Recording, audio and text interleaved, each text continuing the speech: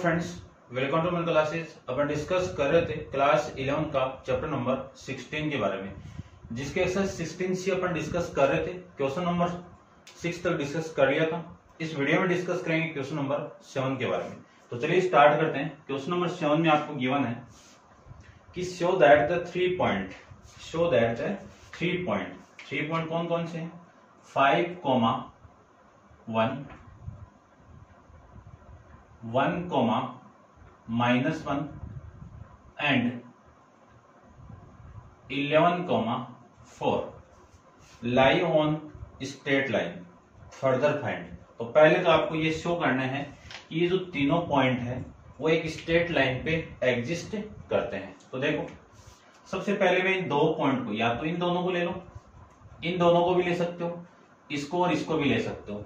दो पॉइंट से आप एक स्ट्रेट लाइन फाइंड आउट कर लो और फिर इन दोनों पॉइंट को लेने के बाद में ये पॉइंट उस स्ट्रेट लाइन में एग्जिस्ट करे तो मैं कह सकता हूं कि ये तीनों पॉइंट एक स्ट्रेट लाइन पे एग्जिस्ट करेंगे। या तो फिर ऐसे कर लो, या फिर आप फाइंड आउट कर सकते हो इस लाइन, यानी यहां से आप स्लोप फाइंड आउट करो और यहां से आप स्लोप फाइंड आउट करो। यदि इसका स्लोप और इसका स्लोप इक्वल आ जाए तो मैं कह सकता हूं तीनों पॉइंट क्या है? Collinear point. और कोलिनियर का वो स्ट्रेट लाइन बने, ठीक है ना। तो आपकी इक्वेशन के अकॉर्डिंग अपन फाइंड आउट करेंगे, क्योंकि इस एक्सरसाइज 16C में क्या है? इक्वेशन का कंसेप्ट है, और उसी इक्वेशन के कंसेप्ट से अपन क्या करेंगे, ये तीनों पॉइंट एक ही स्ट्रेट लाइन पे एग्जिस्ट करते हैं, ठीक है ना। तो देखो, सबसे पहले मैं दो पॉइंट ले रहा हूं इसके।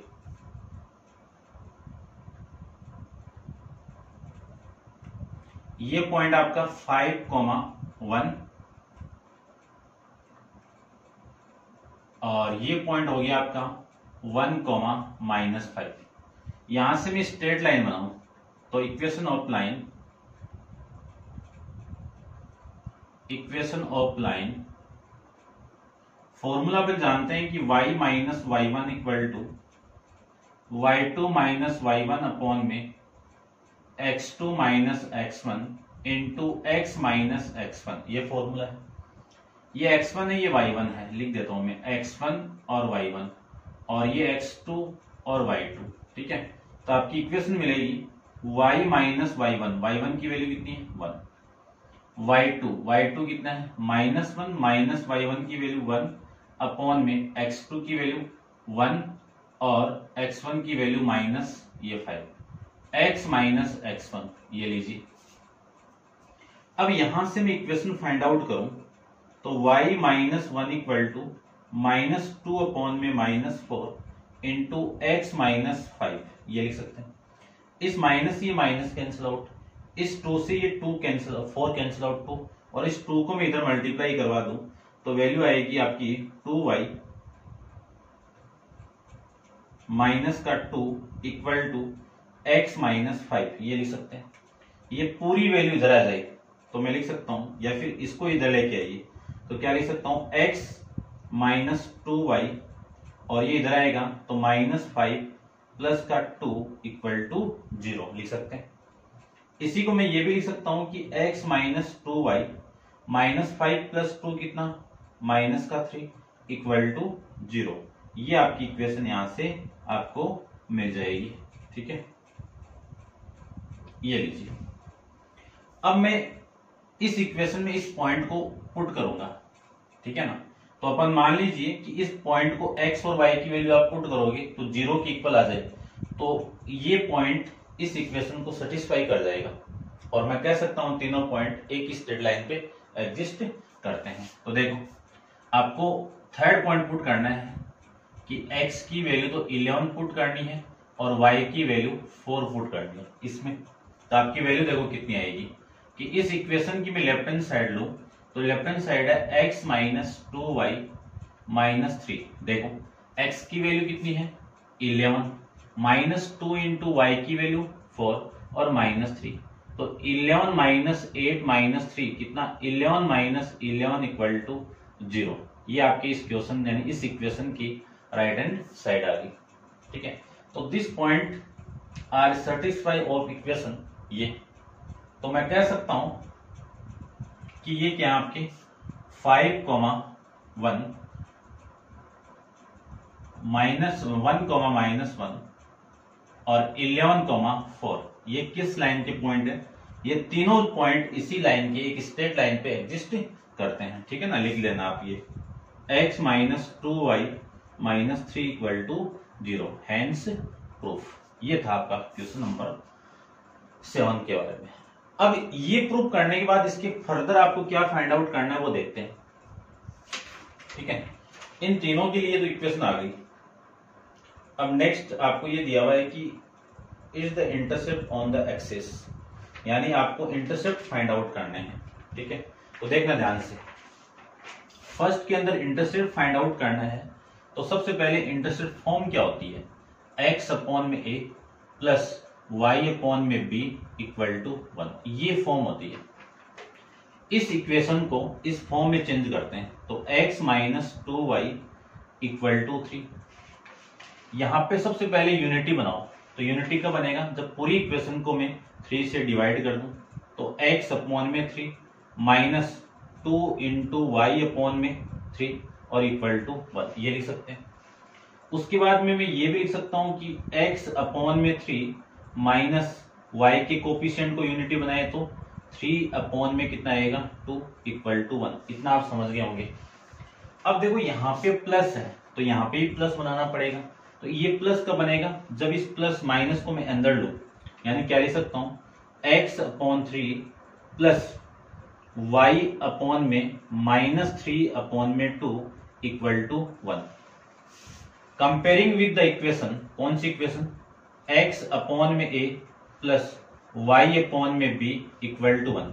इन दोनों का मैं कंपेयर करवा दूं तो a की वैल्यू 3 आ जाएगी। a की वैल्यू कितनी आ गई? 3 आ गई। और b की वैल्यू कितनी आ जाएगी? -3/2 आ जाएगी।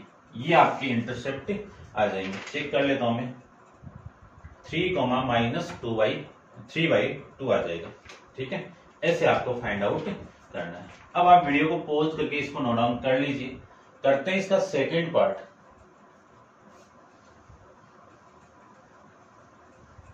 सेकंड पार्ट में आपको डिस्टेंस फाइंड आउट करनी है, ठीक है ना, कि distance the length of portion of the line intercepted between the access.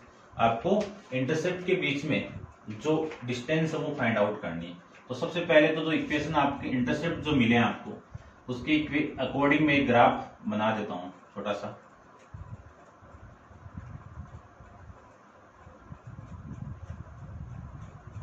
Negative axis Y axis बनाना पड़ेगा आपको। ये लीजिए, ये जो पॉइंट है वो कितना है? a,0। ये पॉइंट कौन सा होता है? a,0। इसके कोऑर्डिनेट कितने हैं? 3,0। ये आपका 0, -b, तो 0, -3/2, ठीक है। इस पॉइंट को मैं a ले लेता हूं, इस पॉइंट को मैं b ले लेता हूं। आप यहां से निकाल दो, या तो ट्राइंगल यानी पाइथागोरस थ्योरम अप्लाई कर दो, या फिर मैं डिस्टेंस फॉर्मूला अप्लाई कर रहा हूं, ठीक है ना। तो distance between the a and b, यानी ए बी का जो फॉर्मूला आपका डिस्टेंस वाला, वो क्या है? x1 - x2 का होल स्क्वायर, y1 - y2 का होल स्क्वायर। ये है, ये x1 की वैल्यू ले लीजिए, ये y1 की वैल्यू, ये x2 की वैल्यू, ये y2 की वैल्यू। तो वैल्यू में पुट कर दूं इस पूरी इक्वेशन में, तो देखिए x1 की वैल्यू 3 - x2 की वैल्यू 0 का होल स्क्वायर, y1 की वैल्यू 0 और माइनस माइनस ये प्लस y2 की वैल्यू +3/2 आ जाएगा, ठीक है ना। ये माइनस और ये माइनस प्लस, इसी को मैं लिख सकता हूं 0 - 3 कितना? 3, और 3 का स्क्वायर कितना? 9, और प्लस इसको क्या लिख सकता हूं मैं? 9/4। एलसीएम लेके आप सोल्व करोगे तो आपकी वैल्यू आएगी इसकी 45। देखो ये 36 और 36 + 9 कितना? 45, 45/4। इसी को मैं लिख सकता हूं 9 यानी 3/2√5, ये लिख सकता हूं, है ना। 45 को आप लिख सकते हो कितना? 9 × 5, और 9 का स्क्वायर रूट कितना? 3, और 4 का स्क्वायर रूट कितना? 2, और √5 को अपन जानते नहीं, तो इसको मैं डायरेक्ट लिख देते हैं, ठीक है ना। वैसे √5 का 2.23 ऐसे कुछ होता है, तो आप तो डायरेक्ट आपका जो आंसर उसी के अकॉर्डिंग फाइंड आउट कीजिए। तो ये था आपका क्वेश्चन नंबर 7 का सेकंड पार्ट, ठीक है भाई, समझ गए होंगे। अब डिस्कस करते हैं इसका next, the slope of the line. क्या फाइंड आउट करेंगे? अब इस लाइन का स्लोप फाइंड आउट करेंगे। तो देखो इसको आप नोट डाउन कर लीजिए, मैं यहां पे स्लोप फाइंड आउट करता हूं। ठीक है, थर्ड में आपको क्या फाइंड आउट करना है? स्लोप फाइंड आउट करना है। लाइन कौन सी आपकी? x minus 2y minus 3 equal to 0, ये लाइन है। स्लोप की जो स्ट्रेट लाइन की जो स्लोप फॉर्म है, स्टैंडर्ड फॉर्म जिसको अपन बोलते हैं, वो y इक्वल टू क्या है? mx प्लस में c है। सबसे पहले जो इस इक्वेशन को इस फॉर्मेट में लाइए, तो सबसे पहले इस 2y को मैं इधर लेके जाऊं तो x minus 3 equal two plus का 2y, यानी 2y से मैं डिवाइड, यानी इस 2, देखो यूनिटी बनाना है तो इस 2 से डिवाइड कर लीजिए। इसको मैं 2 से डिवाइड करूं तो y, और इसको मैं 2 से डिवाइड करूं तो 1/2 इंटू एक्स, और ये 3/2 ये आ जाएगा। Comparing this equation, comparing with this equation, तो आपकी जो स्लोप की वैल्यू है, m की जो वैल्यू है वो कितनी आ जाएगी? 1/2। तो इस इक्वेशन का स्लोप कितना आएगा? 1/2 आ जाएगा। ठीक है, तो ये था आपका क्वेश्चन नंबर 7। करते हैं discuss next question, question number आपका 8 के बारे में। तो आप वीडियो को पॉज कीजिए और इसको नोट डाउन कर लीजिए। क्वेश्चन नंबर 8 को देखिए। ठीक है, समझ रहे होंगे आप, है ना? लाइक शेयर करते रहिए, क्योंकि आपकी सपोर्ट के बिना कुछ नहीं होने वाला है। आप सपोर्ट करोगे तभी मैं और बेटर कर पाऊंगा। ठीक है, तो जितना आप शेयर करो, लाइक करो, उतना ही बेटर है। ठीक है ना? सारे दोस्तों के पास शेयर कर दीजिए आप, क्योंकि 9th की आईसीएसई बोर्ड अपलोड है, 10th की आईसीएसई बोर्ड अपलोड है, 11th की अपलोड हो रही है, और 12th की अपलोड नेक्स्ट ईयर हो जाएगी। तो ये देखिए, करते हैं अपन डिस्कस क्वेश्चन नंबर आपका 8 के बारे में। तो चलिए 8 क्वेश्चन में क्या है? 8 क्वेश्चन में आपको गिवन है कि find the equation of straight line which passes through the point 3, -2 and cut off positive intercept on the x and y which are in the ratio 4, 3। देखो सबसे पहले तो इंटरसेप्ट वाला जो डायग्राम है वो मैं बना लेता हूं, ये इंटरसेप्ट फॉर्म। ठीक है, ये पॉइंट आप जानते ही हो, a यानी a, 0, ये पॉइंट b जिसके कोऑर्डिनेट होते हैं b 0, ये। अब इसकी इक्वेशन अपन जानते हैं, क्या इक्वेशन होती है? x अपॉन में a प्लस y अपॉन में b इक्वल टू 1, क्योंकि इंटरसेप्ट फॉर्म दी हुई है तो इंटरसेप्ट फॉर्म के अकॉर्डिंग ये इक्वेशन अपन जानते हैं। उसके बाद में आपको ये गिवन है कि ये जो लाइन है वो 3, -2 से पास कर रहा है। तो सपोज कि मैं यहाँ पे इस लाइन पे एक पॉइंट आपका 3, -2 है ना, फोर्थ क्वाड्रेंट में, तो उसी के अकॉर्डिंग ले लेता हूँ। Cut off positive intercept on the x and y axis which are in the ratio 4:3, यानी ये जो इंटरसेप्ट आपके x एक्सिस का इंटरसेप्ट a है, y एक्सिस का इंटरसेप्ट आपका b है, इन दोनों का रेशियो कितना है? a अपॉन b की वैल्यू कितनी है? 4/3। ये रेशियो आपको क्वेश्चन के अंदर गिवन है। ठीक है भाई, इतना आप समझ गए होंगे। अब मैं दोबारा क्वेश्चन को एक बार दोबारा पढ़ता हूं कि find the equation of straight line, यानी इस स्ट्रेट लाइन की इक्वेशन फाइंड आउट करनी है। ठीक है, which passes through the point 3, -2 and cut off positive intercept on the x and y axis which are in the ratio 4:3। ये given था आपको। अब देखो ध्यान से देखना बस थोड़ा सा। सबसे पहले तो मैं यहां से कंडीशन निकालूंगा, ये कंडीशन, क्या कंडीशन? a की वैल्यू आ जाएगी यहां से 4/3 इंटू में b। आपको a और b की वैल्यू निकाल के इसी में तो पुट करनी, तो इसी को मैं इक्वेशन नंबर फर्स्ट कर देता हूं। देखिए, ठीक है, इसको आप नोट डाउन कर लीजिए और करते हैं इसके आगे। देखो डायग्राम बनते ही आधा क्वेश्चन तो सोल्व हो ही जाएगा आपका। ठीक है ना? तो डायग्राम बहुत ही इंपॉर्टेंट है, डायग्राम के बिना आपकी स्ट्रेट लाइन अधूरी है। तो देखिए ध्यान से, सबसे पहले मैं इस लाइन को इस पॉइंट से पास करवा दूं, तो ये x की वैल्यू है, ये y की वैल्यू है। ठीक है ना? तो मैं लिख सकता हूं कि इक्वेशन ऑफ लाइन कौन सी line? x upon a plus y upon b equal to 1, passing through the point, passing through the point, through the point, कौन सा पॉइंट, 3, -2। तो ये x की वैल्यू, ये y की वैल्यू है, ठीक है। तो इससे मैं पास करवा दूं तो आपकी इक्वेशन क्या मिलेगी, 3/a प्लस y -2, ठीक है ना। ये क्या आपका -2/b = 1। ये लीजिए, एलसीएम लेके मैं सोल्व करूंगा इसको, तो एलसीएम कितना आ गया आपका, ab एलसीएम आ गया। तो ab एलसीएम आ गया, तो ये 3 × b माइनस ये प्लस कितना, -2a = 1। इसी को मैं लिख सकता हूं 3b - 2a = ab। ये इक्वेशन आपको यहां से मिल जाएगी। अब ध्यान से देखो, यहाँ पे a की वैल्यू 4/3 × b है, ये यहाँ पे पुट कर दो। ये मैं यहाँ पे पुट करूं तो आपकी इक्वेशन मिलेगी, b की वैल्यू, a की वैल्यू पुट करनी है, तो 3b - 2 × a की वैल्यू कितनी है, 4/3 × में b इक्वल टू, ये वैल्यू है 4/3 × b × में b। ये लीजिए, देखो एलसीएम ले लो इस पूरे का, या फिर b को कॉमन निकाल दो। b को मैं कॉमन निकाल दूं तो ये b कॉमन, और वैल्यू आएगी 3 - 8/3 माइनस का 4/3 × b × b। इस b से ये b कैंसिल आउट, एलसीएम कितना आ गया, 3 आ जाएगा। ये 9 - 8 = 4/3 × में b, ये 3 से 3 कैंसिल आउट, 9 - 8 कितना, 1 = 4b। तो b की जो वैल्यू आपकी आएगी वो 1/4 आ जाएगी। b की वैल्यू कितनी आ गई, 1/4 आ गई। इस b की वैल्यू में यहां पे पुट कर दूं तो a = आएगा 4/3 × 1/4। b की वैल्यू कितनी है, 1/4। 4 से 4 कैंसिल आउट, a की वैल्यू कितनी आ गई, 1/3 आ जाएगी। a की वैल्यू कितनी आ गई, 1/3 आ गई।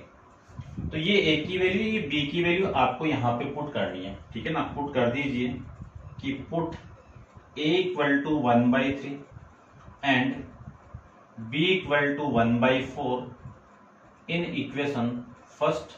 आपको इक्वेशन तो फाइंड आउट करनी थी, तो x/में a की वैल्यू 1/3 प्लस y/1/4, ठीक है ना। ये ऐसे लिख देता हूं मैं थोड़ा सा, 1/4 और इक्वल टू 1।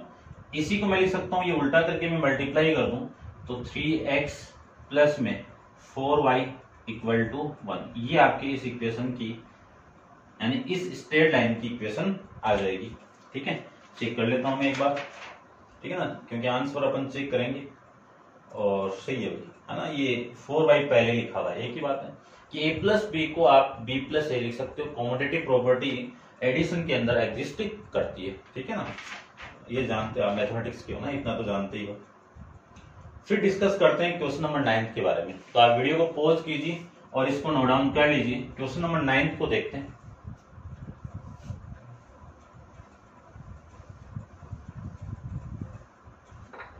देखिए क्वेश्चन नंबर 9 में आपको गिवन है, क्या गिवन है, ध्यान से देखना कि find the equation of line, find the equation of straight line at the distance 3 unit from the origin.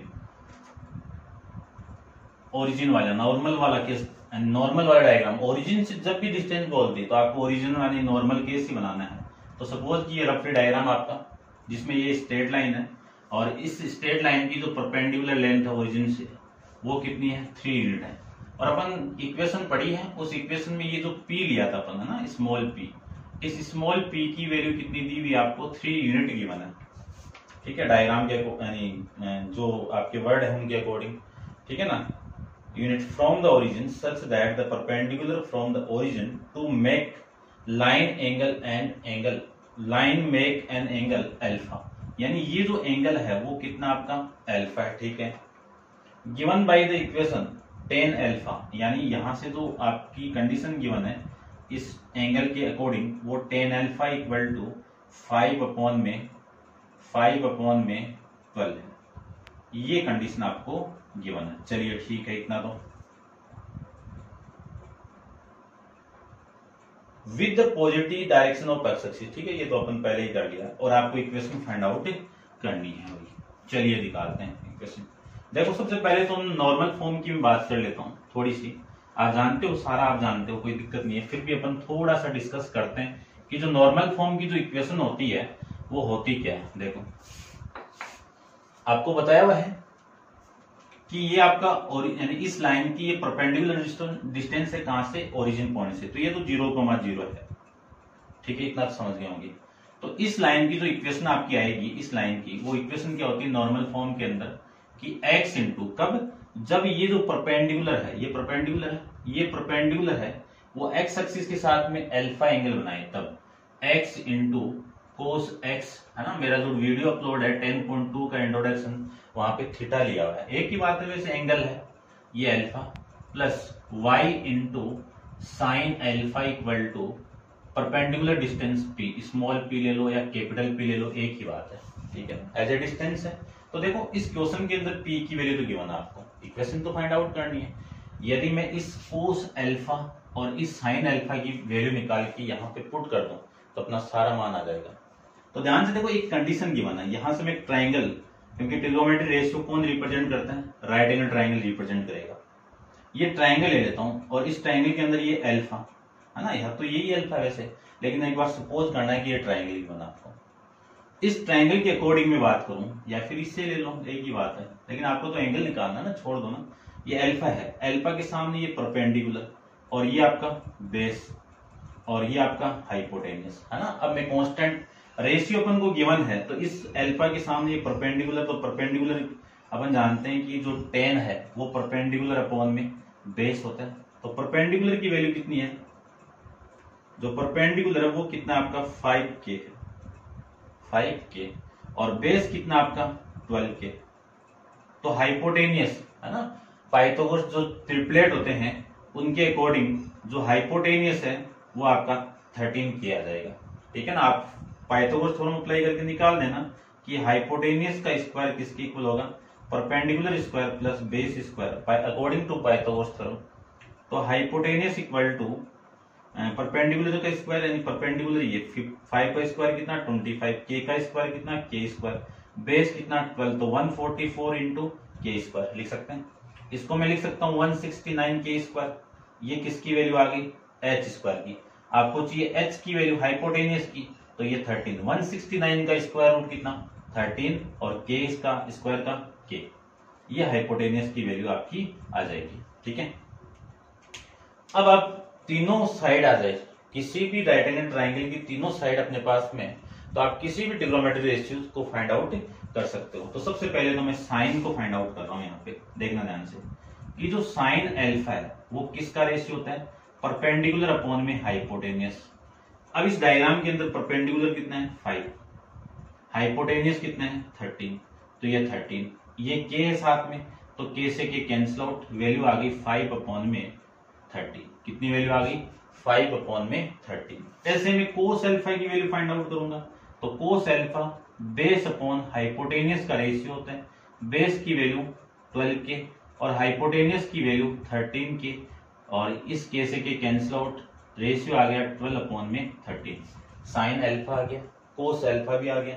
इन दोनों वैल्यू को मैं यहाँ पे पुट कर दूं तो आपकी वैल्यू आएगी, देखिए ध्यान से कितनी, कि x इंटू कोस अल्फा की वैल्यू कितनी है 12 अपॉन में 13 प्लस y इंटू इसकी वैल्यू कितनी है 5 अपॉन में 13 और इस p की वैल्यू ये है ना 3 यूनिट, तो ये 3 आ जाएगी। पूरी इक्वेशन को आप मल्टीप्लाई करवा दीजिए 13 के साथ में, तो ये 13 हट जाएगा। पूरी इक्वेशन को मैं 13 से मल्टीप्लाई करूं तो ये 12x प्लस ये 5, इसका भी ये 13 कैंसिल आउट और उधर जाके मल्टीप्लाई, है ना। तो मल्टीप्लाई डायरेक्ट करवा रहा हूं मैं, क्या कर रहा हूं मैं 13 से पूरी इक्वेशन को मल्टीप्लाई कर रहा हूं, तो ये कैंसिल आउट, ये कैंसिल आउट, इसके साथ मल्टीप्लाई होगा तो वैल्यू आ गई 39। ये आपके इस क्वेश्चन का यानी इस लाइन की इक्वेशन आ जाएगी और इस क्वेश्चन का आंसर आ जाएगा। ठीक है भाई, समझ गए होंगे आप अच्छे से। तो ये था आपका क्वेश्चन नंबर 9। तो डायग्राम बहुत ही इंपॉर्टेंट है, डायग्राम आप स्ट्रेट लाइन के अंदर बना लेते हो तो आप किसी भी क्वेश्चन को सॉल्व कर सकते हो।